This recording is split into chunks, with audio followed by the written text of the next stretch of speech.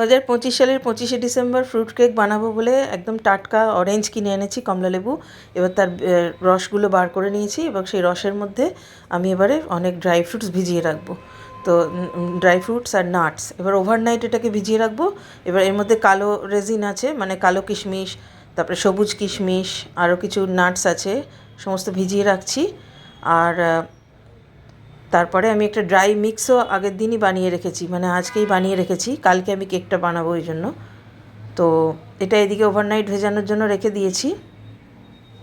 আর অন্যদিকে আমি কিছু মশলা করে নিচ্ছি, যেমন দারচিনি, গরম মশলা, দারচিনি, এলাচ আর হচ্ছে লবঙ্গ, এটাকে একটু ড্রাই রোস্ট করে নিয়েছি। এর মধ্যে আপনি নাটমেগ বা ইয়েও দিতে পারেন, যেটাকে ওই জায়ফল বলে, অল্প করে গ্রেট করে দিতে পারেন। আমার কাছে ছিল না, ওই জন্য আমি দারচিনি, লবঙ্গ আর এলাচ দিয়েছি। এবার এটাকে একটা পাত্রের মধ্যে নিয়েছি, গুঁড়োটাকে। তারপরে তার মধ্যে একটা কাপে মেপে 1.5 কাপ আটা নিয়েছি, আর একটু আদার নিয়েছি, আদার পাউডার আর কি, এটাও কিনতে পাওয়া যায়, জিঞ্জার পাউডার যেটাকে বলে। এবার আটা নিয়েছি 1.5 কাপ, আর 1 কাপ নিয়েছি হচ্ছে গুড়ের পাউডার, মানে পাউডার্ড গুড় আর কি, আর হচ্ছে 1/2 কাপ নিয়েছি হচ্ছে মিল্ক পাউডার। এগুলোকে ভালো করে মিক্সড করেছি।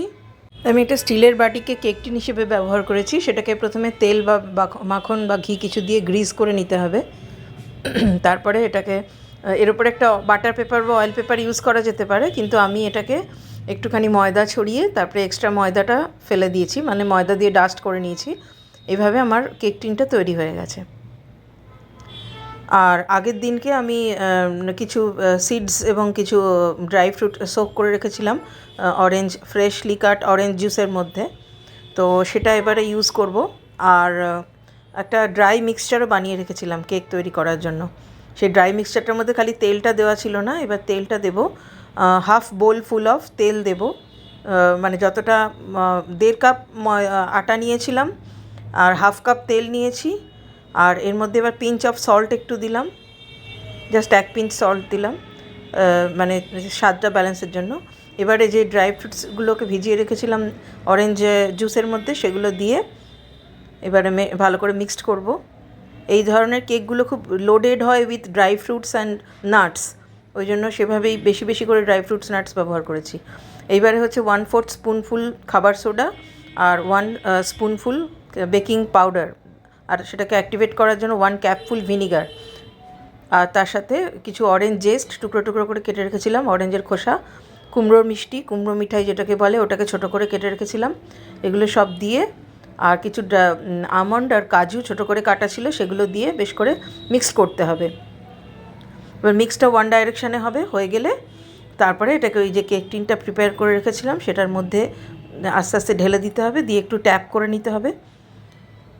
তারপরে ওপর থেকে আরও মানে দেখতে সুন্দর লাগার জন্য আর ভালো করে ড্রাই ফ্রুটস আরও দেওয়ার জন্য কাজু, আমন্ড আর হচ্ছে 2 রকমের কালো আর সবুজ 2 রকমের কিশমিশ, এছাড়া আর যা যা ড্রাই ফ্রুটস আপনি দিতে চান সমস্তগুলো দিয়ে খুব সুন্দর করে কেকটাকে গার্নিশ করে তারপর এটাকে বেকিংয়ের জন্য দেব। মোটামুটি 40 to 45 মিনিটস গ্যাসের উপরে যে ওভেনটা আমরা বানাই কড়াইতে ঢাকা চাপা দিয়ে, সেটাতে বেক করছি। কাজু দিয়েছি, গোটা গোটা কাজু কিছু দিয়েছি যাতে দেখতে সুন্দর লাগে। আর এইটা হচ্ছে ড্রাই ফ্রুটস দিয়ে লোডেড হবে, ড্রাই ফ্রুটস আর নাটস দিয়ে এই ফ্রুট কেকটা, তবেই এটা ভালো লাগবে খেতে, খুব বেশি পরিমাণে দিতে হবে।